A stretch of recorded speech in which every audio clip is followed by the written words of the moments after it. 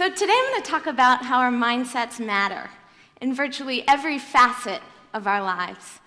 But I want to begin by telling a story about a group of researchers in Italy. Dr. Fabrizio Benedetti and his colleagues studied a group of patients undergoing thoracic surgery. Now, what you should know about thoracic surgery is that it's a very invasive procedure. Patients are put under anesthesia while the surgeons make major incisions into the muscles of the sides and the back in order to gain access to their heart and to their lungs. Now, about an hour after the anesthesia fades away, the pain starts to set in. Fortunately, patients are given strong doses of morphine sulfate, a powerful painkiller. This is routine treatment for thoracic surgery, but Dr. Benedetti and his colleagues made a few subtle tweaks. Half of the patients were given the dose of morphine by a doctor at their bedside.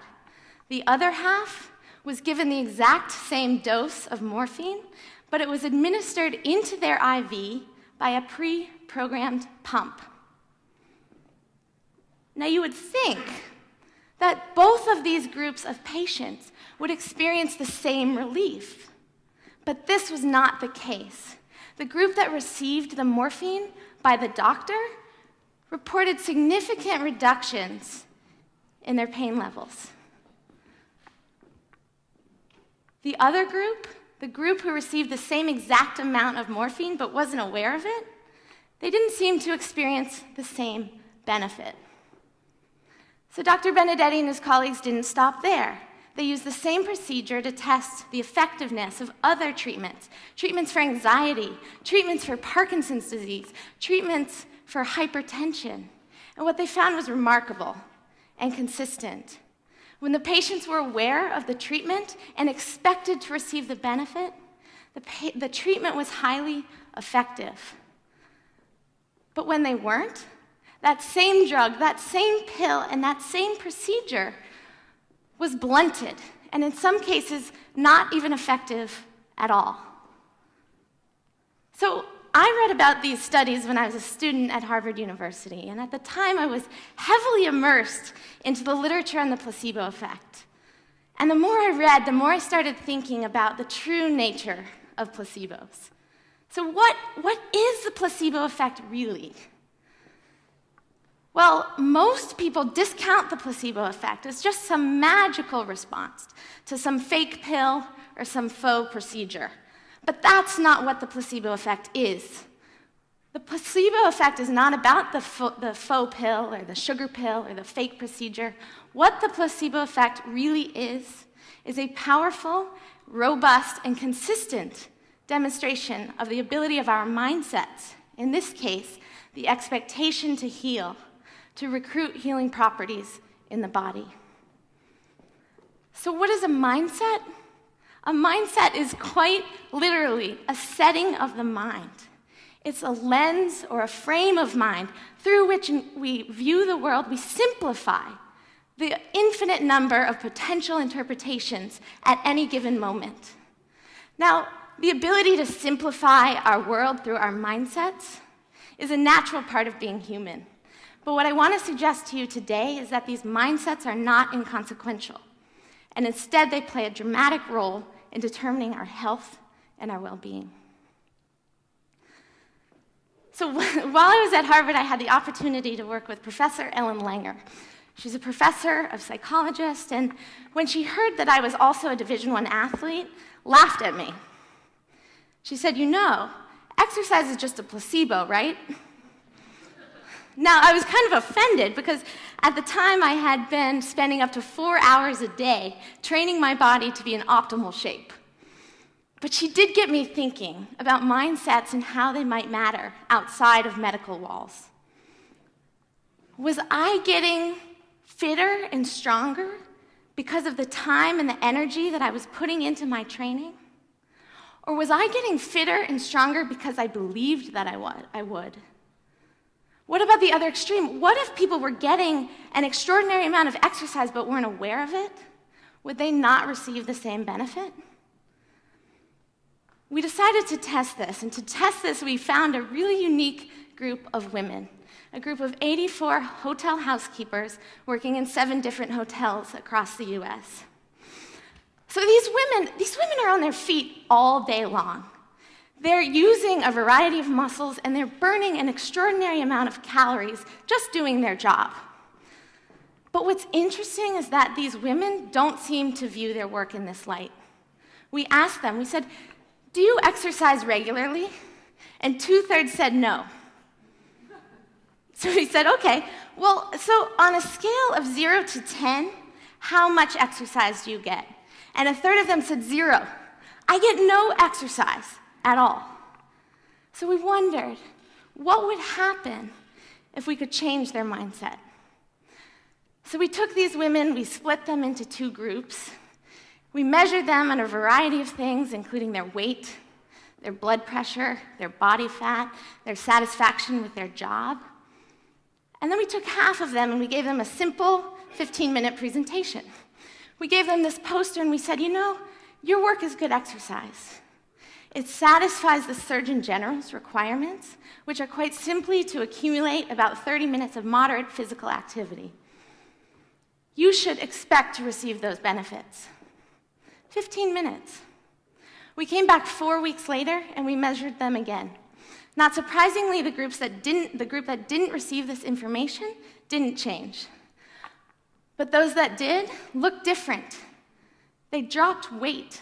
They had a significant reduction in systolic blood pressure. They dropped body fat. And they reported liking their job more. So what does this tell us? Well, to me, it was fascinating that just as a result of a simple 15-minute presentation, the whole game changed, producing a cascade of effects on both their health and their well-being, presumably without even changing behavior. Now, some of you might be thinking, well, how do you know they didn't change their behavior, right? Because that must have been what produced the effects. Well, we know they didn't work anymore. And the room attendants themselves assured us that they didn't join the sports club down the street.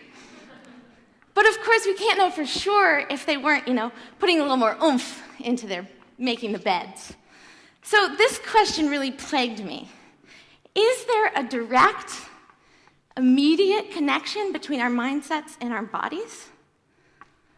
So to test this, I worked with my colleagues at Yale, Kelly Brownell, Will Corbin, and Peter Salovey, and we did so by making a big batch of milkshakes. So we made this big batch of milkshakes, and then we invited people to come to our lab to try the milkshakes, and in exchange, we would give them $75. Sounds great, right? Well, the less appealing aspect of the agreement was that while they were drinking the shakes, we had them hooked up to an IV so we could get their blood samples. We were out to measure ghrelin.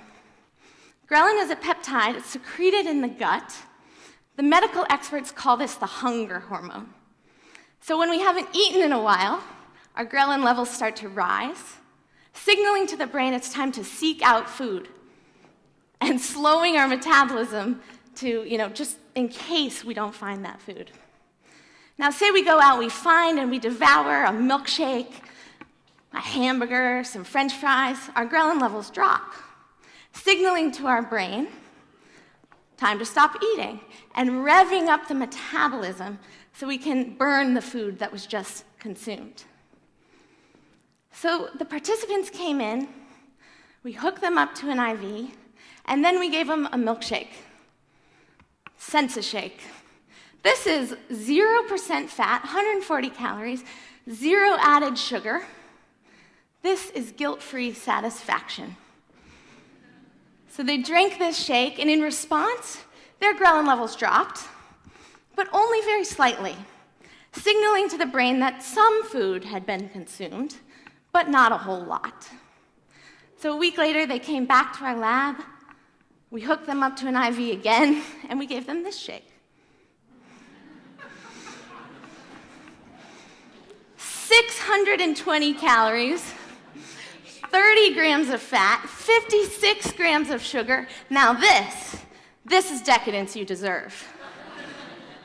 And in response to this shake, their ghrelin levels dropped again, but this time at a significantly steeper rate, about 3 times more than the shake they had before.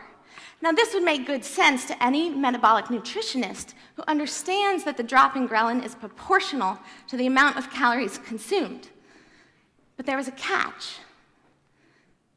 In this study, even though the participants thought they had consumed the sensible shake and the indulgent shake, in reality, we gave them the exact same shake at both time points. So what does this tell us? Well, just as in the case when the same amount of morphine produced more or less of an effect depending on our awareness, and just as in the case when the same amount of exercise produced more or less of a benefit depending on how it was construed, here again, our mindsets proved to matter. In this case, suggesting it might not be just calories in and calories out, or the precise makeup of fats, nutrients, but what we believe, what we expect, what we think about the foods we eat that determines our body's response. So in light of this, it behooves us to consider our own lives. What are our mindsets? And how might we begin to shift them, to alter them, to have them be more beneficial? So take stress, for example. What's your mindset about stress? If you're like most people, you have the mindset that stress is bad.